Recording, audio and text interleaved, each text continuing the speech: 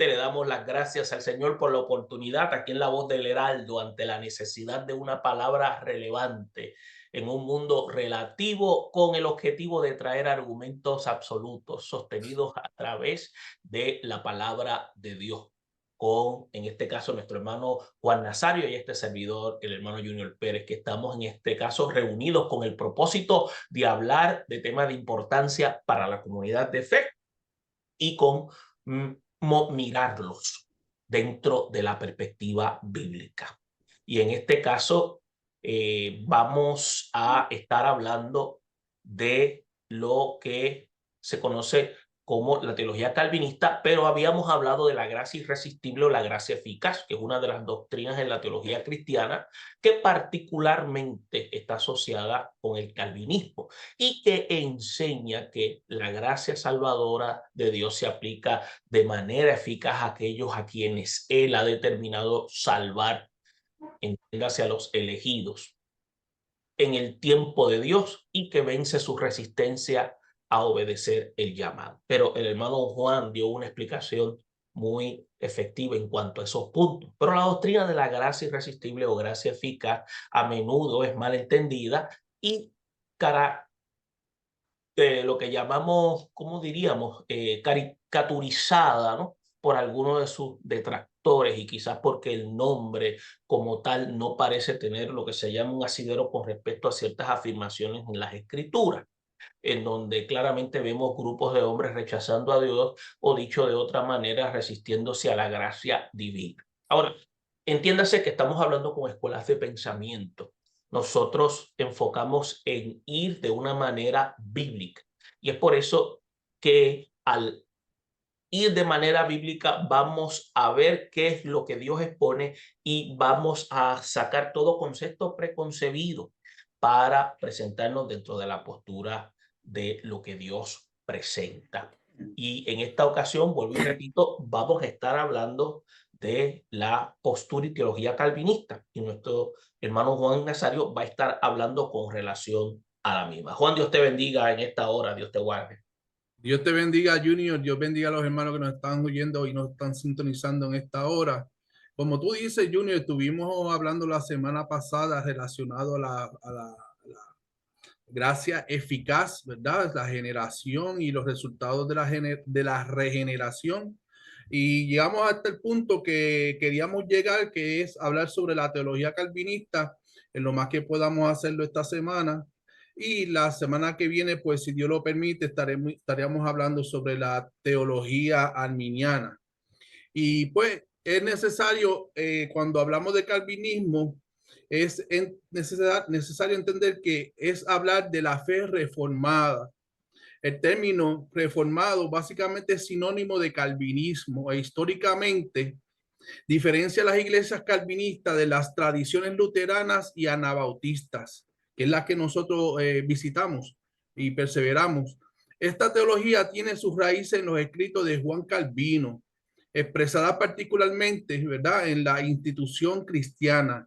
La teología de Calvino se centra en la soberanía de Dios y las otras doctrinas están vinculadas a esa premisa. Entonces, tendríamos que entrar en un pequeño desarrollo histórico y en él mismo dice que Juan Calvino nació en Noyon, Picardía, al noroeste de París, Francia. Comenzó a estudiar para sacerdocio en la universidad a los 14 años, pero por un conflicto con un obispo terminó estudiando derecho. Fíjense, uno de los grandes teólogos de la historia no estudió nada que tenga que ver con teología, sino que estudió derecho. Y hoy en día tenemos todavía, ¿verdad?, esa doctrina patente en nuestras iglesias, porque pues él prácticamente llevó a hacerle entender a las personas una realidad absoluta. Y entonces podemos decir que terminó estudiando, como dije, derecho y su conversión ocurrió por el contacto con los protestantes, pero falta información en cuanto a esos detalles. En ese momento rechazó las supersticiones del papado, fue perseguido, encarcelado por su fe, pero después fue liberado. Y en el 536 publicó la edición de la Institución cuando solo tenía 26 años. en Ginebra, Suiza, donde se refugió después de haber sido liberado. Calvino se hizo amigo de Guillermo Farel, un reformador importante, y allí desarrolló aún más la institución y llegó a ser un líder de la reforma. Farel y él comenzaron a enseñar la teología de la reforma en Ginebra, pero fueron desterrados. Un cambio en el escenario político le permitió volver a Ginebra a trabajar con Farel. Calvino allí, pastor y líder comunitario, y le dio forma a una unión entre iglesia y Estado. Impuso una moral estricta en la comunidad, pero también desarrolló el comercio de Ginebra y lo hizo un Estado próspero. Entonces, la influencia de Calvino relacionado a la expansión del calvinismo, esta se sintió en toda Europa, pues sus enseñanzas doctrinales se extendieron rápidamente. El catecismo de Heidelberg, que eso se estudia en los reformadores, escrito en el 563 por los amigos de Calvino, influenció la iglesia reformada de Holanda, en Alemania y Estados Unidos. La confesión belga, escrita en el 561 por Guy de Brey, llegó a ser la norma de creencia en la iglesia reformada de Holanda. El calvinismo también se expandió hasta Escocia bajo la forma del presbiterianismo. Y el calvinismo prevaleció en Inglaterra. Fue la teología detrás de los 39 artículos de la iglesia en Inglaterra en el 1563. La colonización de Estados Unidos llevó al calvinismo a tierras norteamericanas, donde la confesión de Westminster se convirtieron en la doctrina de la iglesia presbiteriana, por lo que podemos ver la obra de Calvino a través del tiempo que dura hasta nuestros días. Entonces es importante entrar a un sínodo que fue muy importante en la Reforma, que se llama el Sínodo de Dort. Y dice que en Holanda surgió un conflicto entre los seguidores de Jacobo Arminio, que es el otro teólogo que vamos a estar estudiando, y los calvinistas. El calvinismo se atacó por las enseñanzas sobre la predestinación, la reprobación y otros temas. Los estados generales convocaron un sínodo en el 1618 para poner fin al asunto, pero los arminianos no fueron tratados como iguales.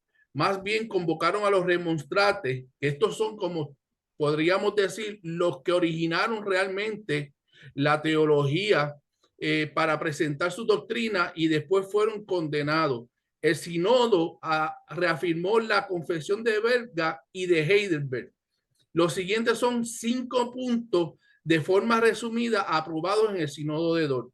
La primera es sobre la predestinación divina, donde indica que todos los hombres pecaron en Adán y están bajo maldición, pero Dios proveyó salvación por medio de la muerte de Cristo, hecho de que algunos reciban el don de fe y otros no. Se deriva del decreto eterno de Dios para elección o reprobación. La elección es incondicional, no se basa en la presencia de Dios desde antes de la fundación del mundo. Solo por su gracia y de acuerdo a su soberana voluntad escogió algunos para salvación. Los no elegidos quedan para condenación, pero aún así Dios no es el autor del pecado. El segundo viene siendo de la muerte de Cristo. Aunque la muerte de Cristo es de infinito valor, suficiente para salvar el mundo entero, su muerte expiatoria solo se extiende a los elegidos. Y la tercera es de la corrupción del hombre y de su conversión a Dios.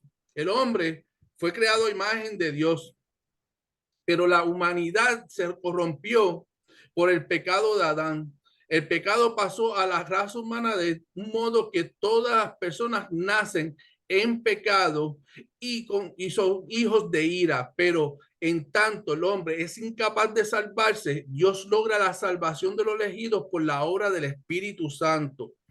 Él llama a su tiempo a quienes ha escogido para la eternidad. La fe salvadora es un fin, un don de Dios.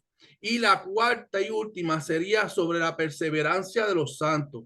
A lo que Dios llama, a esto también les salva el dominio del dominio y de la esclavitud del pecado. Como Dios es fiel,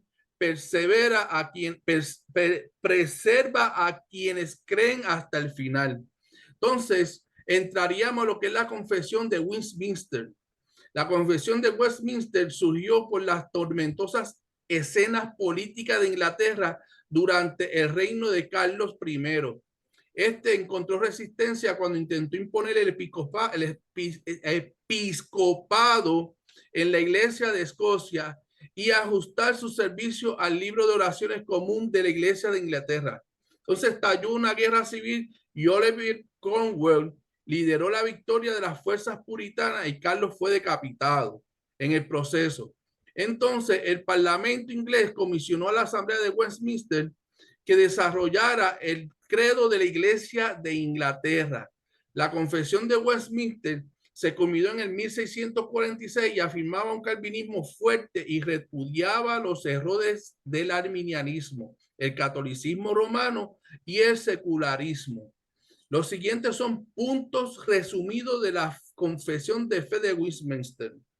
Dice la número 1. Se reconoce que los 66 libros de la Biblia aportan inspiración divina, autoridad y suficiencia como regla infalible de fe y práctica. Se rechazan las tradiciones del catolicismo romano y los apócrifos y humanismo. El segundo es Dios. Dios es un ser infinito. Existe como Dios Padre, Dios Hijo y Dios Espíritu Santo. Es absolutamente soberano y ordenó por su voluntad y desde la eternidad todo lo que sucede. Es trino, ha creado el mundo a partir de la nada en un lapso de 6 días y en su providencia sostiene las cosas por su soberana autoridad divina. El hombre que es la número 3, cayó de su justicia original y quedó muerto en el pecado. Por ello se imputa de pecado y la muerte a toda la humanidad. Originalmente Dios entró en un pacto de obras con Adán, pero cuando él pecó, Dios promulgó un pacto de gracia. Así el hombre en su pecado perdió la capacidad de anhelar cualquier cosa buena espiritualmente. La número 4 es Cristo. Jesucristo es una sustancia con el Padre, nació de una virgen y se hizo mediador en su papel de Dios hombre, ofreciendo un sacrificio perfecto. Cristo compró la reconciliación para todos los que el Padre les había dado. La quinta es salvación. Dios llama eficazmente por medio de la palabra escrita y su espíritu a quienes predestinó para la vida eterna. Renueva su espíritu y los lleva a Jesucristo. Por lo tanto, la salvación es completamente por gracia. Dios justifica a estos creyentes, los declara justos, los adopta como hijos, los santifica. La fe salvadora es el don del Espíritu de Cristo. El arrepentimiento es una doctrina que debe ser predicada junto con la fe salvadora. Las buenas obras son el fruto de la fe verdadera. Entonces tenemos la perseverancia, tenemos la seguridad, tenemos la adoración, tenemos los deberes civiles, tenemos el divorcio y habla sobre la iglesia, además de la muerte y el juicio. Entonces, después de ellos tendríamos que hablar sobre los 5 puntos del calvinismo. Y aquí es que tenemos que entrar con mucho cuidado para poder entender a cabalidad lo que hemos dicho anteriormente. Así que Calvino no es el autor de los 5 puntos del calvinismo, como lo hemos visto ya. Se originaron en el sínodo de Dort en el 1619 y son el resultado de afirmar las características del calvinismo a través de los siglos desde su origen. Por lo tanto, el Dios soberano era fundamental en la teología de Calvino y eso se refleja en 5 puntos. Estos 5 puntos enfatizan la gracia y soberanía de Dios, pero también la depravación del pecado del hombre.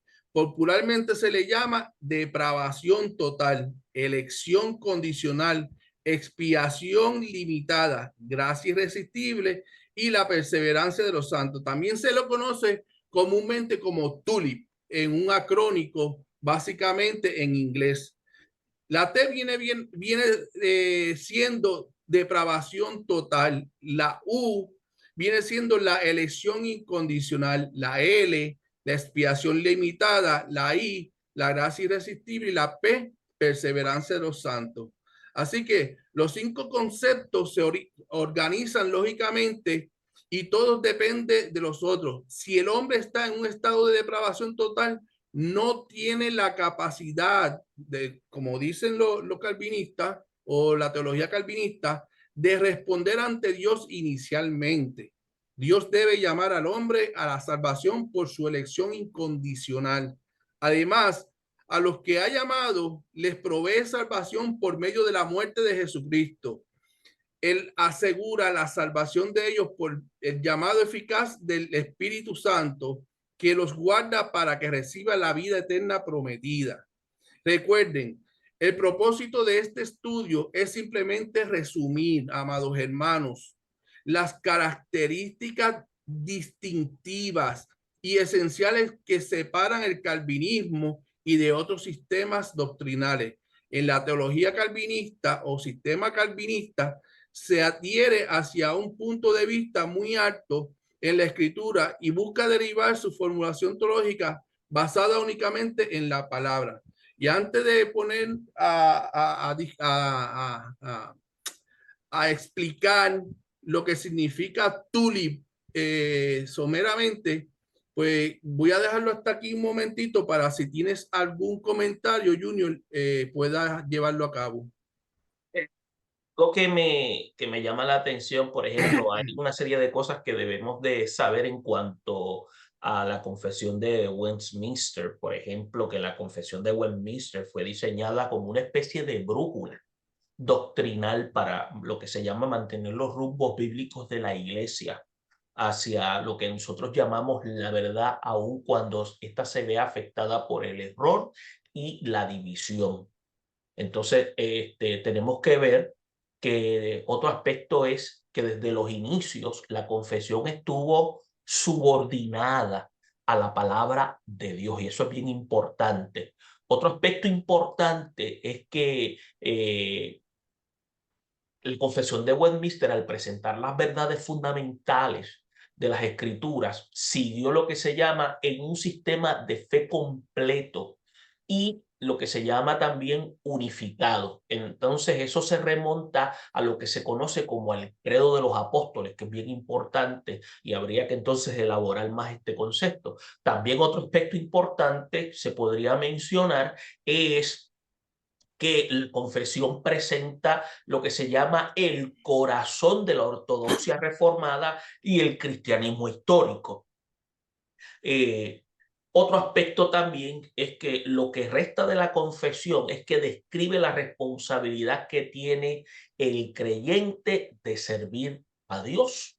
Y también otro aspecto es de la libertad cristiana y de la libertad de conciencia, que afirma cómo la conciencia del creyente individual es libre para servir solo a Cristo, como también esta confesión ofrece una plataforma superlativa para expresar consenso y dentro de cada uno de estos elementos esenciales mencionados, esta confesión se encuentra lo que se llama la centralidad de la Iglesia de Cristo.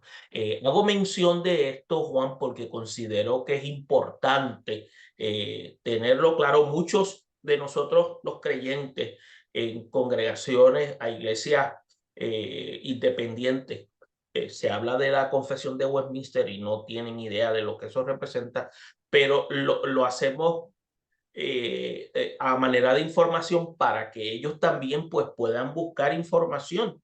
¿Por qué? Porque es bueno que se tenga claro qué es lo que eso representa. Cuando la iglesia no tiene un credo, cuando la iglesia no tiene una base por donde caminar, eso trae una serie de problemas serios. Y esto ayudó a que lo que se llaman, yo me acuerdo y se decía mucho las iglesias históricas, iglesias anglicanas, iglesias luteranas, todas estas iglesias utilizaban estos elementos como base, que estaban centrados en la verdad bíblica. Entonces, ¿qué sucede? Las iglesias que no están centradas en este credo de esta manera, siempre se basan en lo que el individuo que levanta la obra cree por su propia opinión. Y al creer basado en eso, sin darse cuenta, abraza herejías que distorsionan la verdad que ya ha sido proclamada. Era lo que quería señalar. Muy bien. Sí, como tú dices, esto nos da una dirección, ¿verdad? Que es una brújula. Una brújula para que nosotros podamos llevar a cabo una sana doctrina en nuestras iglesias. Me gustaría entonces entrar a discutir hasta el tiempo que nos deja saber hasta qué momento tenemos tiempo para ir llevando la versión simplista de lo que es la depravación total, la elección incondicional, la expiación limitada, la gracia irresistible y la perseverancia de los santos, para entonces ir entrando poco a poco a la soberanía de Dios, como lo explican los calvinistas. Así que Lo que vas a mencionar en esos, este caso vendrían siendo los 5 puntos de lo que se llama regularmente los 5 puntos calvinistas.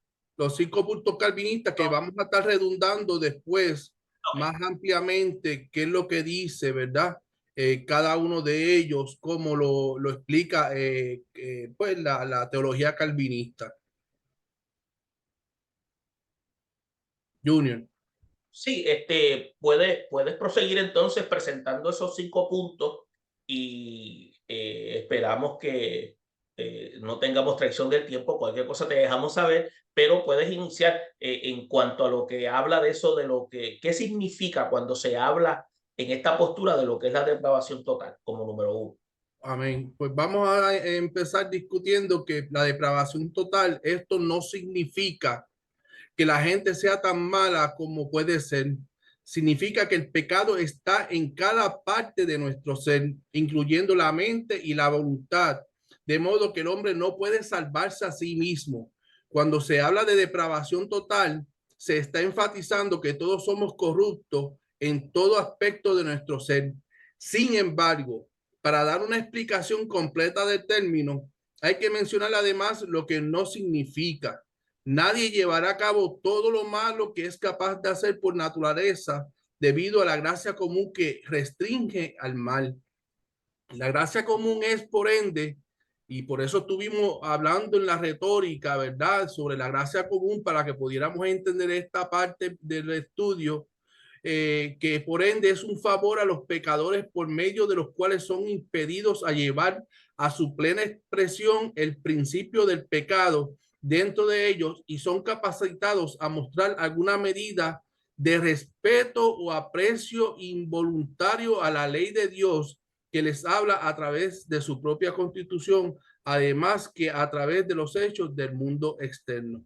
Así que la depravación total, nos podemos dar cuenta, ¿verdad? Que el hombre es incapaz de poder obtener la salvación porque para los calvinistas, ¿verdad? Para Calvino, el hombre está totalmente depravado desde su nacimiento. Así que pasamos a lo que es la elección incondicional. Dios elige salvar a algunas personas incondicionalmente, es decir, que no son elegidos sobre la base de sus propios méritos. O sea, Señor elige, ¿verdad? Al ser humano de forma incondicional para que podamos ser parte de la salvación, pero no por nuestras propias capacidades. Entonces está la expiación limitada. El sacrificio de Cristo en la cruz fue para el propósito de salvar a los elegidos. Simple y sencillamente, eso todos lo sabemos. La gracia irresistible, cuando Dios ha escogido salvar a alguien, Él lo hará. O sea que Dios decide a quién va a salvar, Él va a hacerlo. Independientemente de la persona que sea, Dios lo escoge. Perseverancia de los santos. Aquellas personas que Dios escoge no pueden perder la salvación, sino que van a seguir creyendo. Si ellos caen, será solo por un tiempo. O sea que aquí podemos hablar ya sobre lo que se conoce como ser una vez salvo, siempre salvo. Entonces, debemos hablar de los siguientes 6 puntos importantes, lo que es la soberanía de Dios, la predestinación, la depravación total, la elección incondicional, la expiación limitada y la perseverancia de los santos. Así que Entrando a la soberanía de Dios, tenemos que decir que es el fundamento de todo sistema calvinista. Afirma que la soberanía de Dios es suprema. Él tiene autoridad absoluta e indisputable sobre toda la creación. Nada está fuera y no hay nada que pueda verse no sujeto a la soberanía de su voluntad. Dios no solo creó y sostiene su creación, también dispone de todos los eventos desde el inicio de los tiempos hasta el final. El calvinismo sostenía que la providencia de Dios se manifiesta en tres formas. Dios en su ser sostiene toda la creación. Sin Dios esta dejaría de existir. Segunda, Dios otorga vida y habilidad a todas las cosas según le place. Nada puede tener vida sin existir aparte de él. Dios en la tercera guía todas las cosas a su final señalado. Así que también sostiene que cuando Dios guía al mundo y a los individuos, su cuidado providencial se enfoca particularmente en la iglesia, donde manifiesta sus propósitos divinos. Por otro lado, y muy importante, la responsabilidad del hombre no elimina la soberanía de Dios. Es importante entenderlo. O sea, nuestra responsabilidad.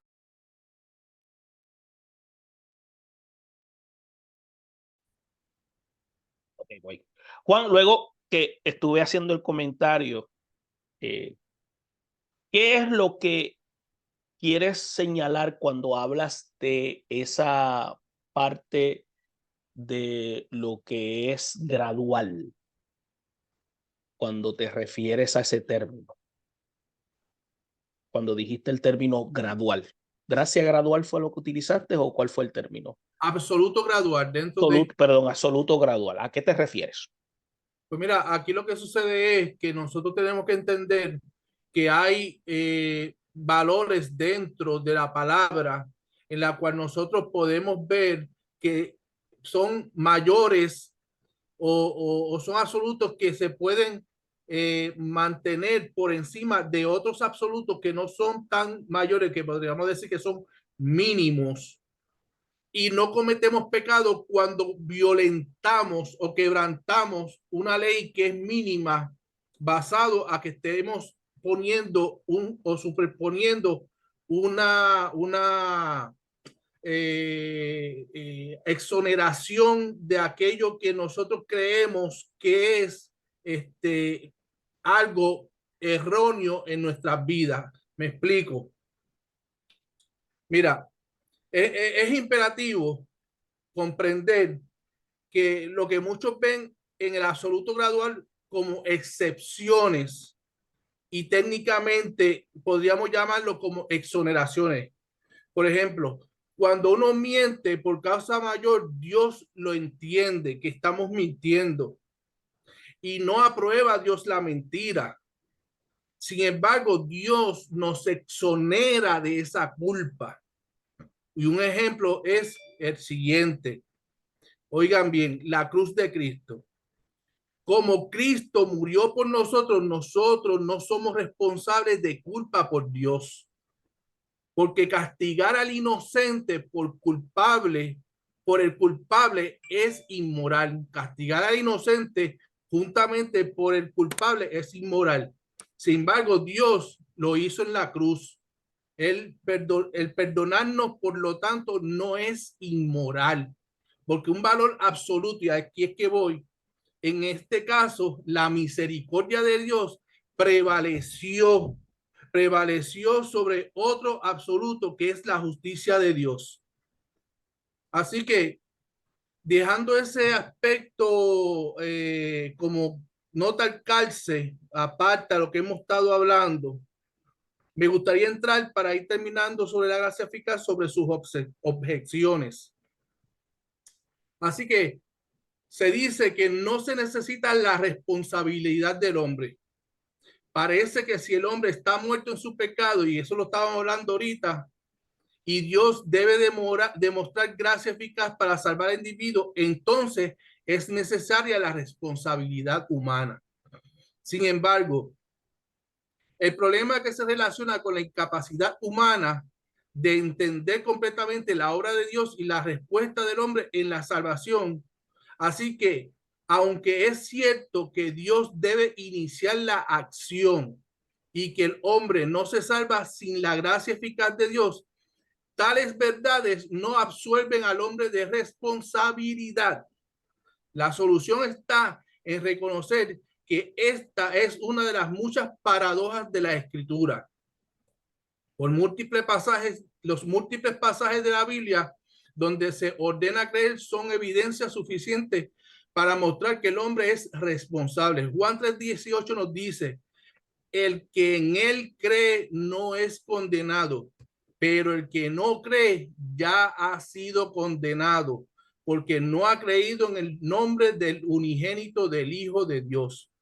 Así que es necesario entender que estas son las objeciones que nos explica claramente el problema que relaciona la capacidad humana para poder entender completamente la obra de Dios y la respuesta del hombre en la salvación.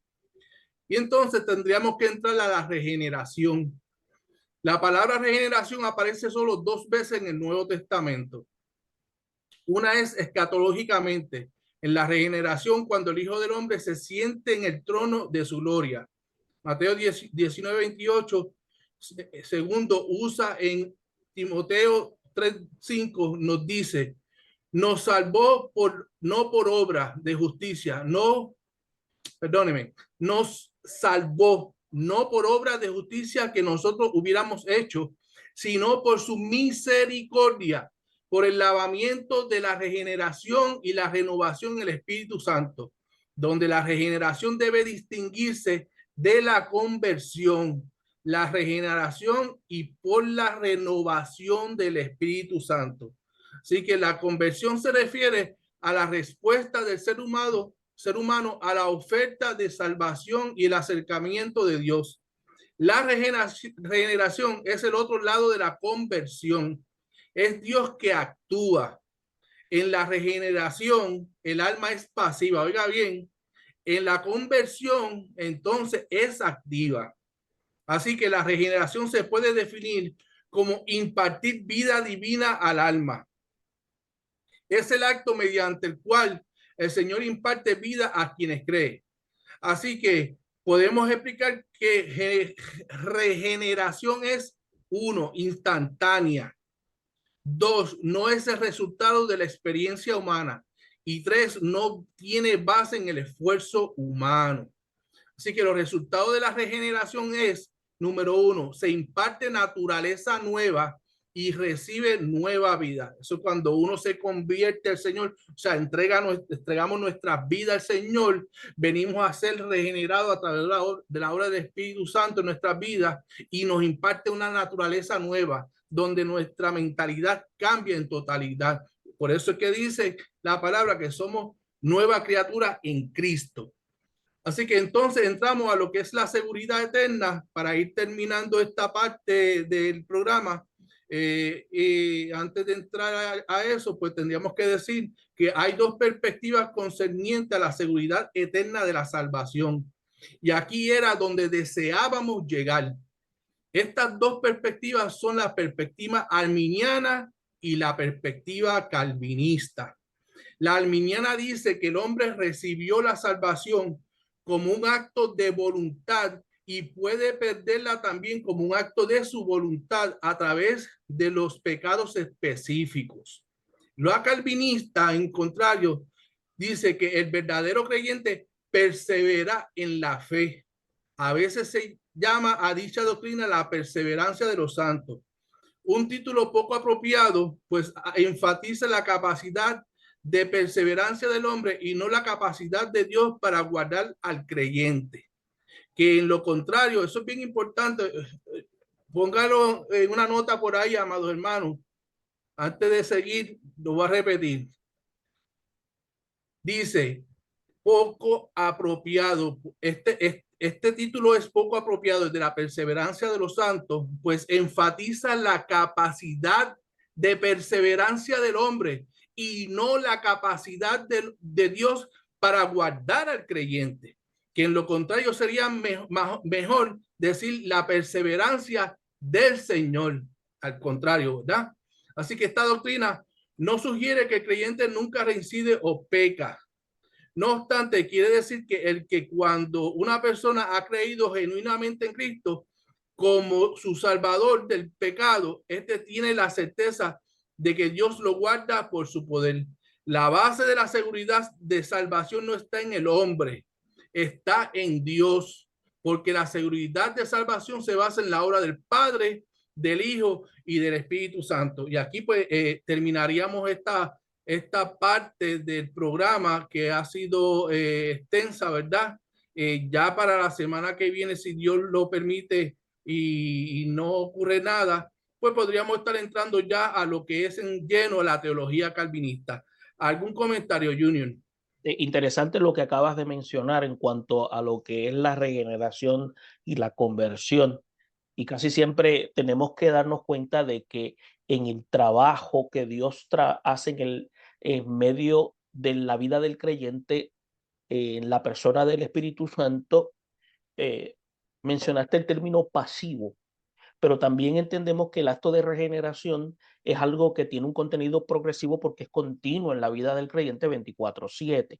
Sí. Entiéndase de que nosotros estamos experimentando una continua renovación del pensamiento, aunque entendemos el contexto de lo que estás queriendo presentar. Y en la conversión entendemos que es un cambio de conciencia, porque viene siendo de lo que era nuestra manera de pensar a una nueva forma de pensar con Dios en la ecuación para ahora tener un camino de justicia. Y algo que presentaste, que dijiste que era de carácter paradójico, fíjate, a nadie inocente se le imputa culpa, pero Dios mismo se imputa culpa mediante la justicia para que hoy nosotros pudiéramos ser lo que se llama ser considerados justos, no inocentes.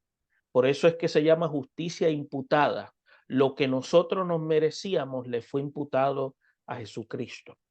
Y por eso nosotros recibimos salvación. Y es por eso que el término de justificación es que entonces fuimos liberados de esa culpa y esa obra expiatoria perfecta fue manifiesta en Cristo Jesús.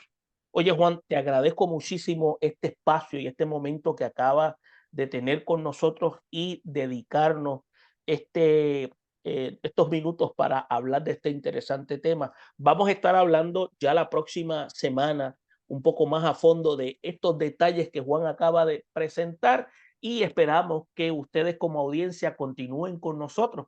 Y si tiene preguntas, por favor, envíenoslas y nosotros con mucho gusto trabajaremos con ellas y podamos responder también a ustedes. Bendiciones a todos y hasta la próxima sección. Dios les bendiga. Bendiciones.